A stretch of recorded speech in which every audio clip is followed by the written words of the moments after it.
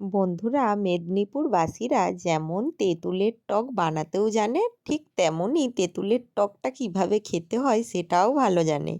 তো আমিও হলাম সেই একজন মেদিনীপুরবাসী। টক খেতে তো ভীষণই ভালো লাগে। তো চলো টকটা কিভাবে বানিয়েছি দেখে নাও।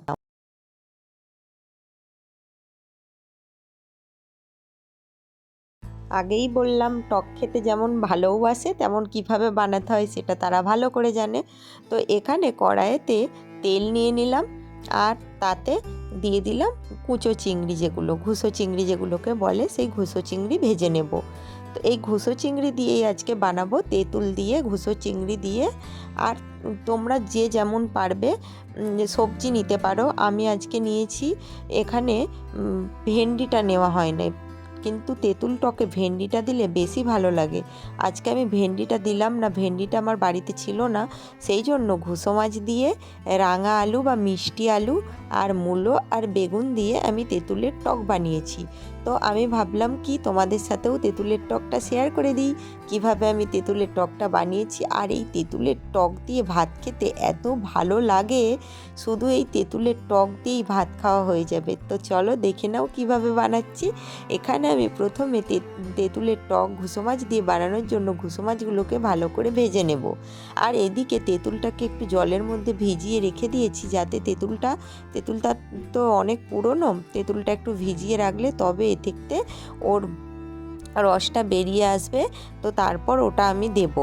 আর এখানে দেখো কেটে রেখেছি রাঙা আলু বা মিষ্টি আলু এগুলো। আর ওইদিকে সাদাটা আছে মূলো। মূলো দিয়ে তেঁতুলের টক তো দারুণই লাগে, মূলো, ভেন্ডি আর বেগুন দিয়ে। আর এখানে দেখো নিয়ে নিয়েছি বেগুন। তো এই তিনটে জিনিস আর ঘুসো মাছ দিয়ে আমি টকটা বানাবো। এখানে আমার ঘুসো মাছটা ভাজা হয়ে গিয়েছে, আমি ভেজে নামিয়ে রেখে দিয়েছি ঘুসো মাছটাকে। তারপর ওই যে কড়াতে তেলটা বেশি আছে ঘুসো মাছ ভেজে, ওই তেলটার মধ্যেই একটু আমি ফোড়ন দিয়ে দেব। ফোড়নে দিয়ে দেব 5 ফোড়ন, অল্প পরিমাণে 5 ফোড়ন দেব। আর টকে অবশ্যই ফোড়ন দিতে হবে, না হলে স্বাদ কোনো দিনই ভালো হবে না। 5 ফোড়ন, একটা তেজপাতা আর একটা শুকনো লঙ্কা দিয়ে এটাকে ভালো করে ভেজে নিতে হবে, লাল করে। এটার কালার আসবে আর একটা গন্ধ আসবে। ঠিক সেই মুহূর্তে আমি এখানে যে সবজিগুলো কেটে রেখেছিলাম তার মধ্যে থেকে রাঙালুটা এর মধ্যে দিয়ে দেব। রাঙালুটা একটু নাড়াচাড়া করে নেব আগে। রাঙালুটা নাড়াচাড়া করে নেওয়ার পরে আমি এখানে বেগুন আর মূলোটা দিয়েও নাড়াচাড়া করে নেব।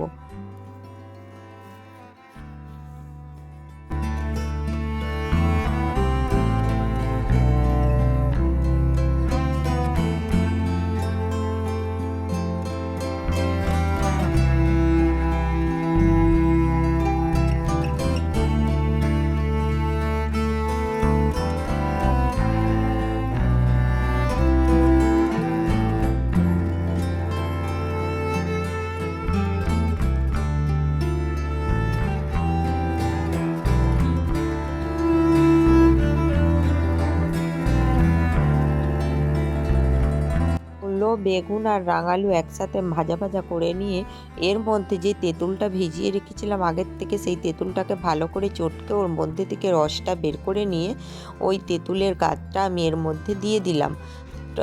ওই রাঙালুর মধ্যে দিয়ে দিলাম, বেগুন রাঙালুর মধ্যে দিয়ে ওটাকে ভালো করে ফোটাবো। আর এটা আমি দেখো বারবার করে ধুয়ে, মানে তেঁতুল থেকে গাদটা বের করে নিচ্ছি। অনেক দিনের পুরানো তেঁতুল ছিল তো, তাই শুকনো শুকনো টাইপের হয়ে গেছে। তো ওটা থেকে আমি ভালো করে রসটা বের করে নিয়ে এর মধ্যে, কড়াইয়ের মধ্যে দিয়ে, এর মধ্যে দিয়ে দিলাম লবণ আর হলুদ গুঁড়ো। তোমাদের পরিমাণ মতো তোমরা দিও। টকে একটু হলুদ আর লবণটা একটু বেশি করেই দিও। লবণটা একটু বেশি কেন লাগবে, টক যেহেতু। তো এটাকে ভালো করে ফুটতে দেব। যখন ফুটে ফুটে জলটা অনেকটা কমে আসবে, তখন এর মধ্যে আমি ঘুসো মাছগুলো দিয়ে দেব। ঘুসো মাছগুলো দিয়ে এখানে যে মূলোটা আমি কিন্তু প্রথমে দিইনি, মূলোটা এখন আমি ঘুসো মাছের সাথে দিলাম। মূলোটা ঘুসো মাছের সাথে দিলেই ব্যাস হয়ে যাবে। দিয়ে আমি কিছুক্ষণ চাপা দিয়ে রেখে দেব। তো তারপর দেখো আমার টকটা কমপ্লিট হয়ে যাবে। দেখো আমার টকটা রেডি হয়ে গেছে। তো চলো বন্ধুরা, টকের ভিডিওটা কেমন হয়েছে অবশ্যই কমেন্টের মধ্যে জানিও। আর ভিডিওটা ভালো লাগলে লাইক অ্যান্ড শেয়ার করো। আর খুব তাড়াতাড়ি আসবো তোমাদের কাছে নতুন একটা ভিডিও নিয়ে। ততক্ষণ তোমরা ভালো থেকো, টাটা।